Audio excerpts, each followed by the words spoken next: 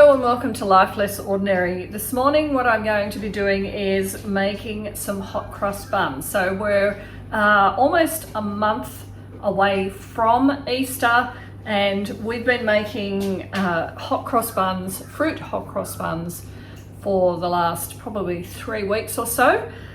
And the kids have been begging me to make some chocolate choc chip hot cross buns. So that's what I'm going to do in this video. And hopefully this will be timely for you and that you will actually enjoy it. So these are sourdough hot cross buns.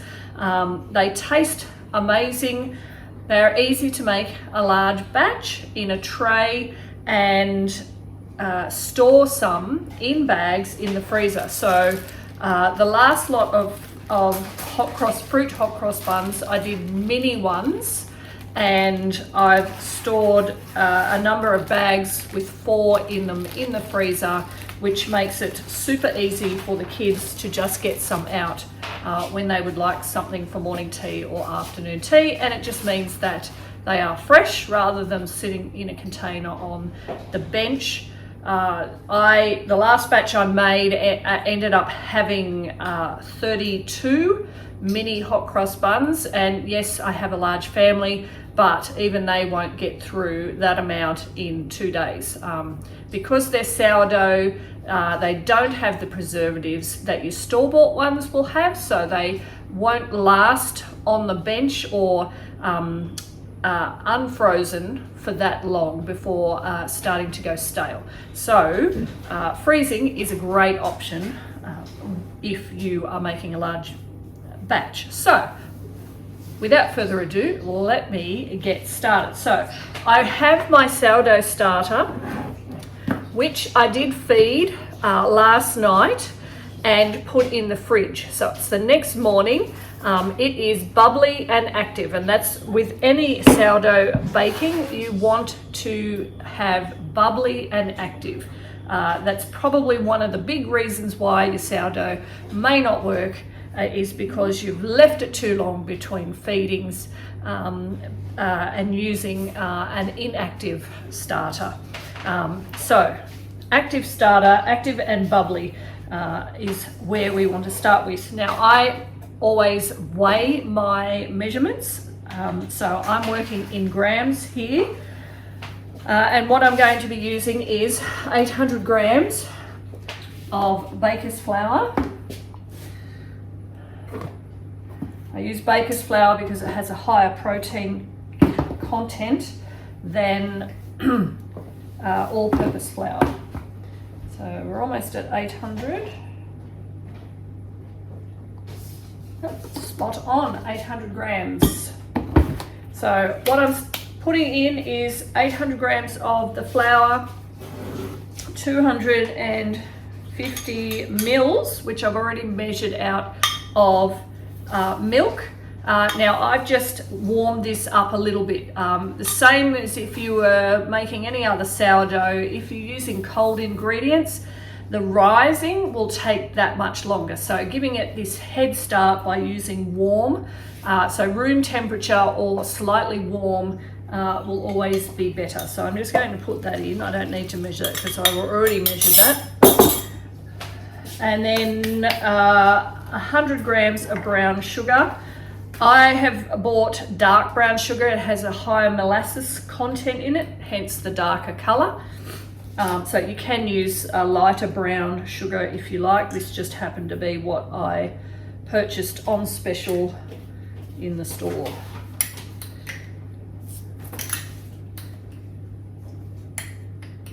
Almost there, 100 grams. There we go. And then Salma, if you wouldn't mind getting the sea salt. So I need 10 grams of, yep, that one. So I'll just zero that out, and if you could put 10 grams in for me. And then I'll be doing the 1 egg. So a fresh egg, room temperature. This is from one of our Aracanas, hence the blue color.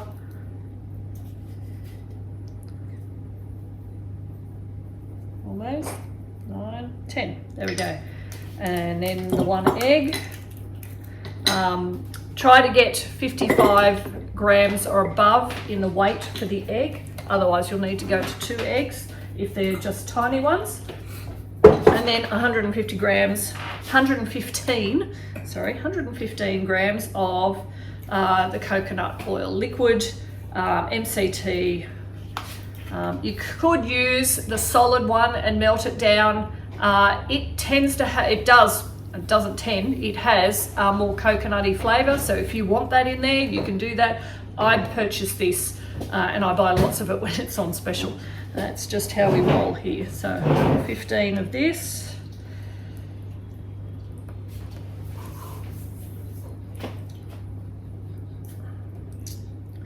So you could swap it out for another mild tasting oil. I steer clear of vegetable oils or any seed oils, but that's just our personal philosophy on oils. But you could just swap that out with other things. Some people would probably use a light flavored olive oil if you wanted to. So that's all the ingredients that I want in there at the moment. I'm not going to add the cocoa until I've mixed this in, and I'll add the cocoa after I put the starter in. So I haven't put starter in, I'm just mixing these ingredients. Turn it on. So just mixing it.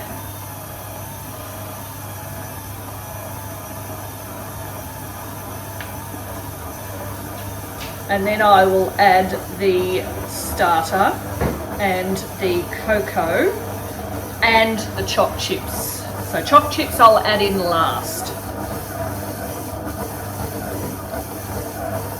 Okay, so that's mixed enough. Now, because I need to measure out in grams the amount of starter, I need to take this back out and put it 0. So I'm putting 200 grams of starter in.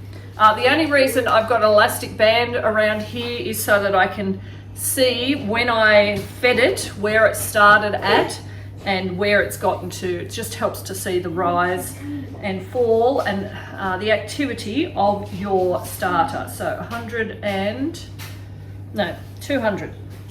grams.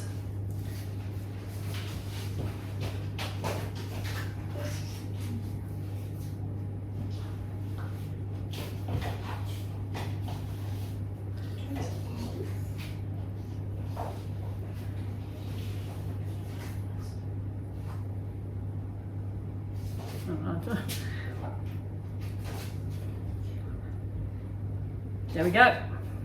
A couple of grams either side, I'm not that fussed about.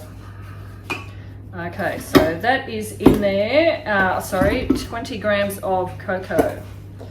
You can add less cocoa if you don't want it as chocolatey. My kids tend to like the chocolate, and there's enough sugar in there to outweigh the bitterness of the cocoa, but so personal taste.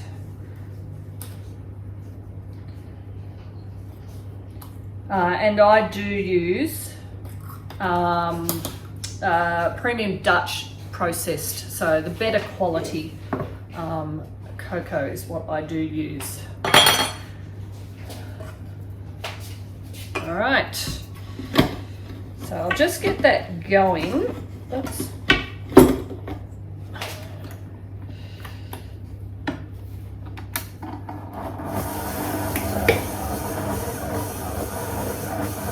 Once it's sort of made a dough, I will then add in the choc chips that I want to put in. So it's mixing quite well.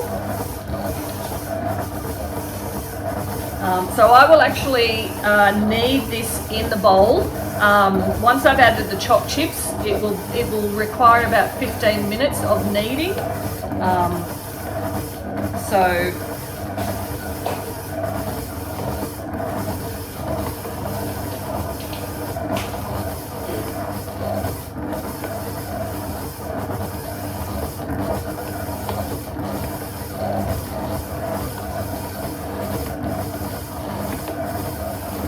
and in the kneading process, it will actually mix some of that in a bit better. So you'll be able to see that is mixing quite well and already starting the kneading process. So I'm just going to measure out my 250 grams of these Choc Chips.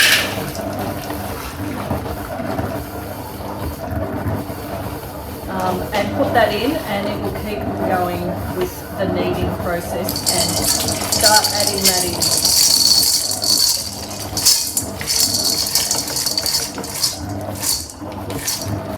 So all of those Choc Chips are in there, and I've just found that I probably need to, and what I am going to do now is just knead it a bit by hand to try and get some of that Choc Chips into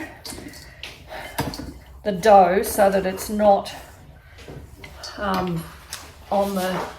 it's actually in the dough and not just floating on the bottom of the bowl. So I've done that, and then I will get the machine going again. So that's kneading quite well, and then once it's gone for 15 minutes, then we will be able to let it rise for half an hour. So the kneading process is almost finished, but what I would like to just add in is that if you like a Jaffa type flavour with your chocolate, so orange, you can add orange zest in when you add the cocoa.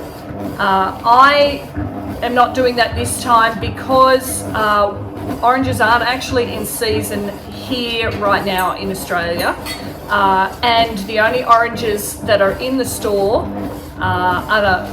where I went this morning weren't organic, which is what I would normally buy, particularly if you're doing zest, because you don't want any nasties on the outside, which is what you're using. So there weren't any in store of organic ones, but there were navel, and they did look great, but they were from the United States. So not that I have anything against the United States, but I like to purchase local so that there's less food miles. So when it's not in season, like it isn't now, I am not going to use zest, but if I was going to, I would just zest one orange into here, and then when we do the glaze, which I still can do because I do have orange juice, pulp-free orange juice, using orange juice and icing sugar and a little orange juice and icing sugar as the glaze, and you will still get that orange Jaffa flavour, which always tastes great with chocolate. So this is finished now. It has been 15 minutes. So it shouldn't be sticky, it should be doughy, and that's what it is like. So I'm going to get that off, and I'm going to transfer this to another bowl and cover it. So I'll just put that in this one here. I'm going to cover that with a clean tea towel, and I'm going to use my oven as a proofing box. So that just means I had it on for about a minute on a low temperature, just to take the coldness off the oven. But what I'll do is put a clean tea towel over that, and then stick that in the oven, close it up, and that just ensures that there's an even temperature for the whole time that you are proofing this dough. So I'm going to put that in, leave it for half an hour, and then every half an hour for 2 hours after that, I am going to do a stretch and fold of that. So that's the step we're up to now. I'm going to put that in and let that proof let it rise for half an hour. Always stick your sticker over there that says do not turn oven on, otherwise you will have baked hot cross bun dough that won't taste nice because it hasn't actually done the work that it needs to in rising. So half an hour for that. So while the dough is rising in I've got in the oven in the proof box, or while it's rising, it is a good opportunity to make up the piping that you're going to use to make the cross, if you want to make the cross on it. We like ours to have a bit of sweetness to it, so there's actually a little bit of flavour to it. So as well as having the flour and the water, what I will be putting in is some icing sugar to give it that sweetness, and a little bit of cocoa so that it will have the chocolatey colour to it. So I just put in 50 grams of flour. So again, I'm going to measure that in grams.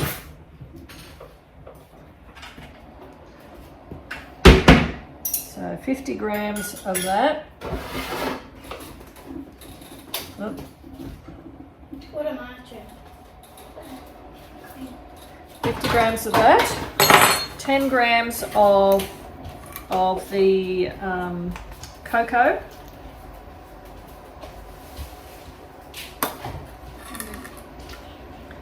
Because I actually want this to be quite dark, as a contrast to the each of the buns themselves. And then 50 grams of icing sugar. Yes. So equal flour to icing sugar. Okay. And then it's just 1 or 2 tablespoons, probably more, 2 tablespoons, enough to mix this to get it into a dough. So I'm just adding the tablespoons of water in. I think I'll go with 3. We'll see how we go. You can always add more in if you need it. So that's going to need more.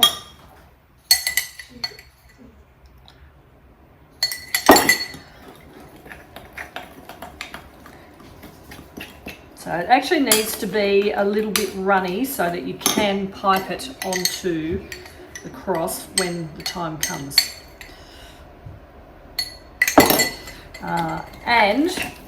What you can also do is make it up now and then put it into the fridge while you're waiting for the dough to be ready. So that's as runny as I'm going to do it, and then what I'm going to do, so I think that ended up being about 5 tablespoons. In the end, I use these disposable piping bags. You can use other things if you like. This just happens to be what I have on hand. All right, Salome, could you just come and give me a hand, please? I find this to be a 4-handed job.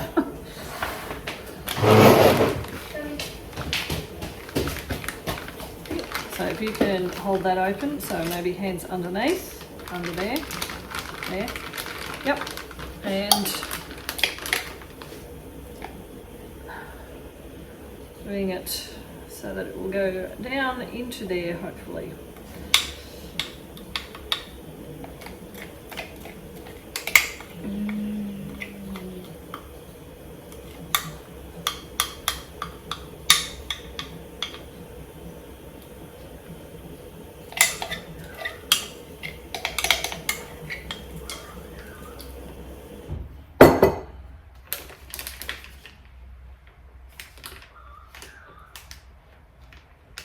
There we go.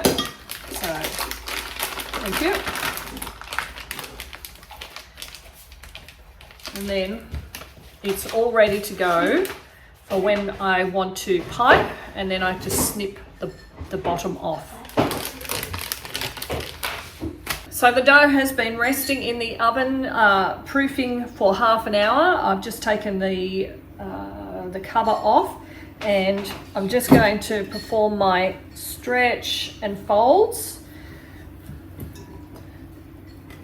on each corner.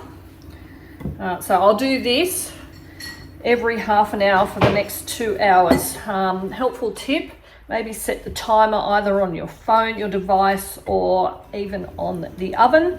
And I do that particularly on the oven because if I get caught up doing something else, my children know what that means and can help me out and continue the process so that it doesn't get mixed, because I do find that this is a helpful thing to do. Even with my sourdough sandwich loaf, with my country loaf bread, any of those, this quarter turn every every half an hour for 2 to 3 hours just helps this to bulk rise much better and a lot quicker. It might take 12 to 18 hours if you don't do this process. So that's why I do it. So back into the oven or on the bench somewhere warm for another half an hour. I'm setting the timer for 30 minutes so that I will be reminded, so that anyone else here is reminded that this is what's going on and it will get done. So it is the next morning, early the next morning, and I have had the dough in the oven overnight. So what I have been waiting for is for the size of the dough to pretty much triple in size. So let me get it out and we can have a look and see how we've gone.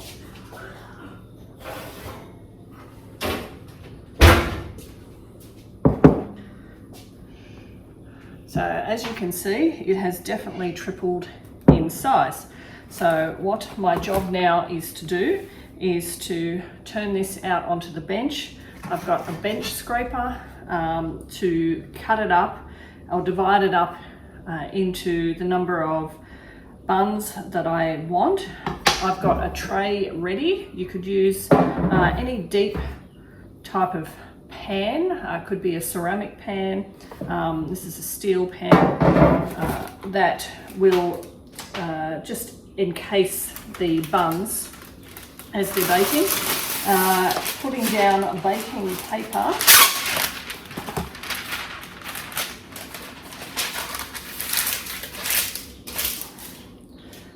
And then tipping this out onto the bench and getting going on the shaping. For this, I don't use flour on the bench. As you can see, it is not sticky. I want to get the last of these choc chips in. Don't want to waste any.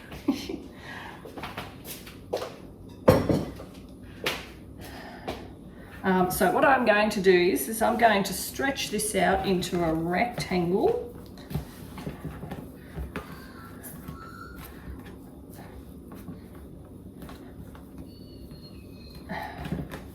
And then roll it.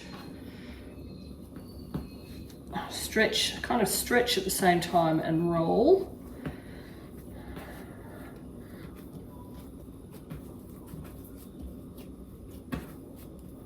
Okay, now I'm going to divide it up evenly. Half again.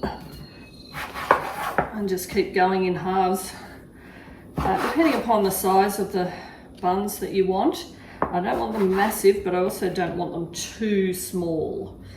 So I can generally get about 16 out of this if they're sort of medium, 16 to 20 if they're medium size.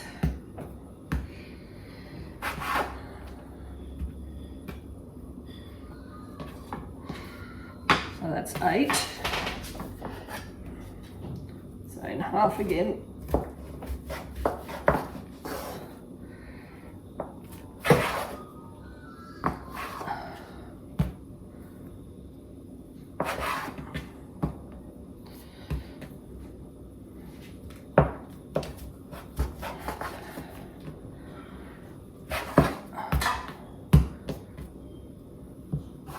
Okay.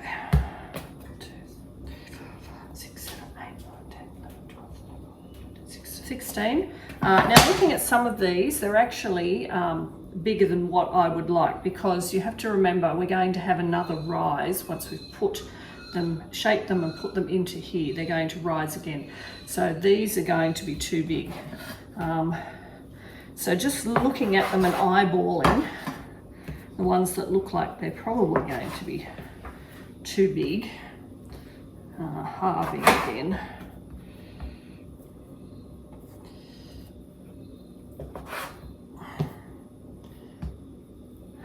What do you think, Trin? Are you looking forward to these? Maybe? Can I have them for breakfast? They won't be ready yet, because these are going to need another 2 to 3 hours of rising once I've put them into the tray. She's not interested in that. So once you've got your dough, I kind of pull from underside and pinch it together, so it's like it's stretching, and then put that down on the tray. I'll put that there so you can see. Yep. That one feels a bit big. So stretching. Can I have egg for breakfast? Can you have egg for breakfast? Yes, you can have egg for breakfast. So pulling from underneath, pinching all the sides together.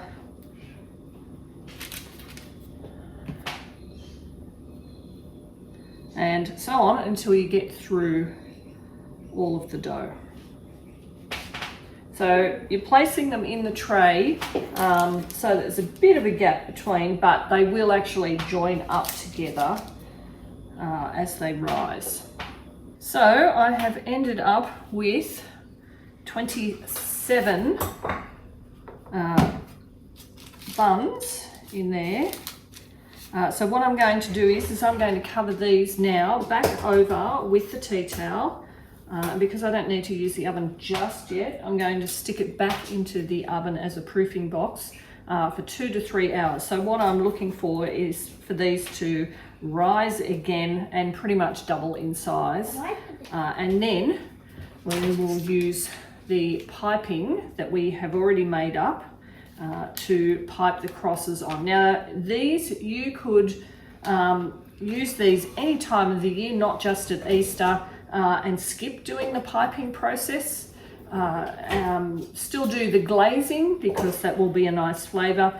So these could actually be a year-round recipe to use. So it has now been about 5 hours and it's time to pipe the cross onto the chocolate dough. I have found in making this chocolate dough that it actually seems to take almost twice as long to do that first bulk rise and twice as long to actually get to a decent size in rising for this stage as well. So I don't know whether that's the cocoa, but that just seems to be my experience, so you might want to take that into account when you're making this up for yourself. So what I'm going to do is I'm going to pipe the cross, one line across, and keep doing that, and then do it all down rather than piping each individual one, just for ease of doing this. So super simple. Go back and redo that one.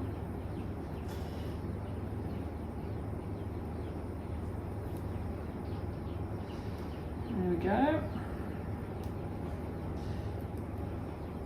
Now the dough for this, remember the piping dough does have icing sugar in it to give it just that little bit of sweetness. That's just my personal preference. You could drop out the icing sugar and just do the dough and water if you like, to get that to a good consistency to pipe it on. But for my personal preference, or ours, for our family, I've just got that 50 grams of icing sugar in it to give it just that little bit of sweetness.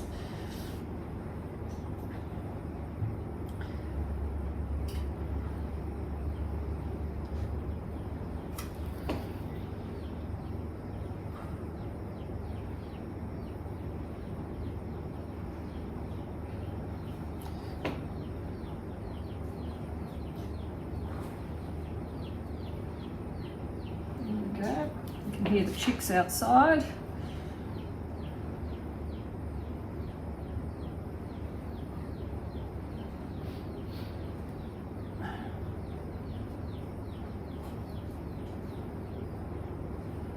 Oops. And they're not always going to look perfect.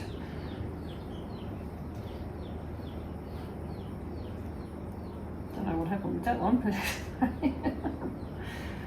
there we go. Ready to go into the oven, 180 degrees for 30 minutes. And then to put a glaze over the top, which will just be orange juice with icing sugar, which I'll then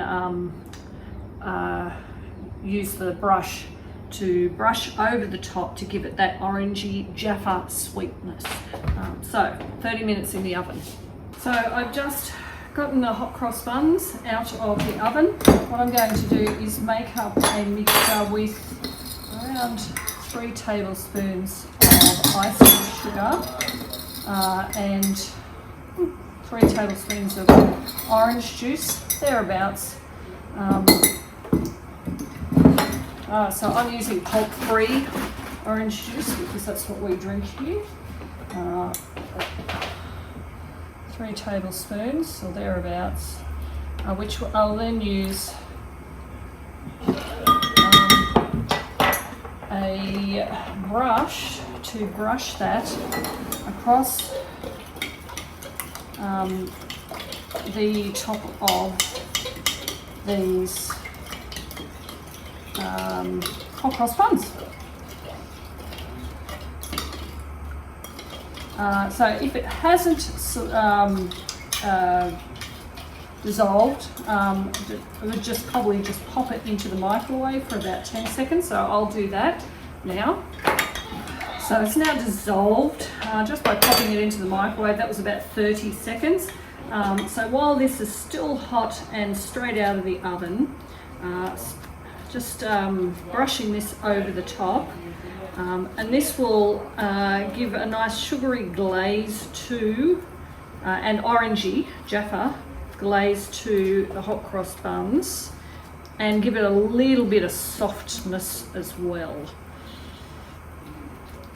If you didn't want the orange flavour, the Jaffa flavour to it, I would just use the icing sugar and water, or sugar and water, and heat that up until the sugar dissolves.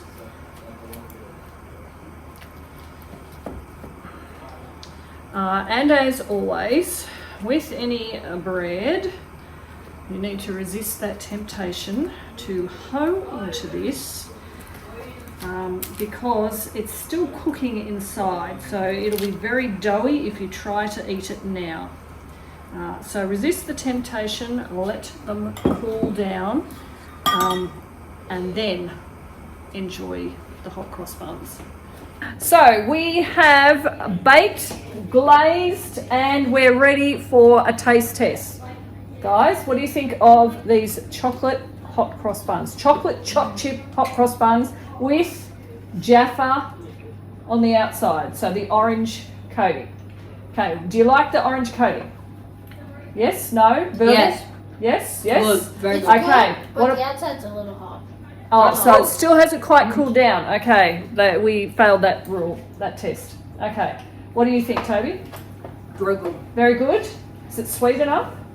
Yes. Chocolatey enough? Mm-hmm. Yes. What about you, Trin? Is it good? Trin's just eating the chocolate chips at the moment. Chin, is it good? Are you eating the bun? Yes? Oh, well, she's eating it, okay? So, I think that's a thumbs up from you guys, yes? No? Mm-hmm. Yep. All right. Anyway, thanks for joining us as we live our life less ordinary.